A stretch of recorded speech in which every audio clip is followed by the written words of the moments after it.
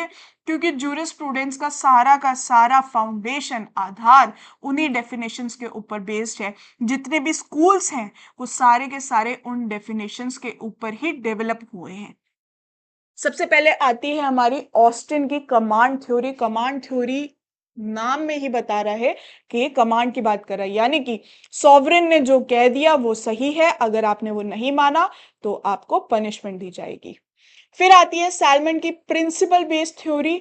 Salmon law को bundle of principles के through बताता है। उसके बाद आती है आपकी रॉस्को पाउंड की social engineering theory. Roscoe pound जो है वो लॉ को इंजीनियरिंग के फॉर्म में बताता है, एक सोशल इंजीनियरिंग के फॉर्म में बताता है।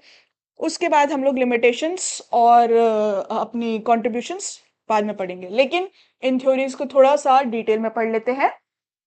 Law is defined as commands issued by the sovereign. सबसे पहली चीज हुई कमांड फर्स्ट। सेकंड आया sovereign, backed by sanctions emphasizing corrosion, social control, distinct and from morality।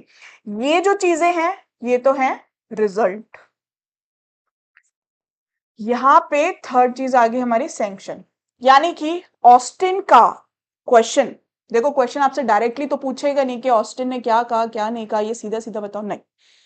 Question आपसे इस तरीके से पूछा जाएगा that law given by sovereign या law backed by sanction has been defined और has been given by which jurist. और आपके पास चार ऑप्शन होंगे जिसमें से एक होगा जॉन ऑस्टिन, और आपको ऑस्टिन के ऊपर मार्क करना है। यहाँ पे कंसेप्ट बहुत सीधा है। अगर लॉ ने आपको कह दिया कि आपको रोज सुबह 5 बजे उठना है, तो 5 बजे आपको उठना ही पड़ेगा। क्यों उठना पड़ेगा? क्योंकि लॉ हमारा ये कह रहा है, उसका ये कमांड है, उसका ये ऑर्डर है। और अगर आप नहीं उठे तो आपको लंच नहीं मिलेगा। ये हो गई आपकी सैंक्शन। सिंपल सीधा सा कंसेप्ट है। आई होप इस एग्जाम्पल से ये चीज क्लियर हो गई होगी कि कमांड का, सॉवरेन का और सैंक्शन का मतलब क्या है।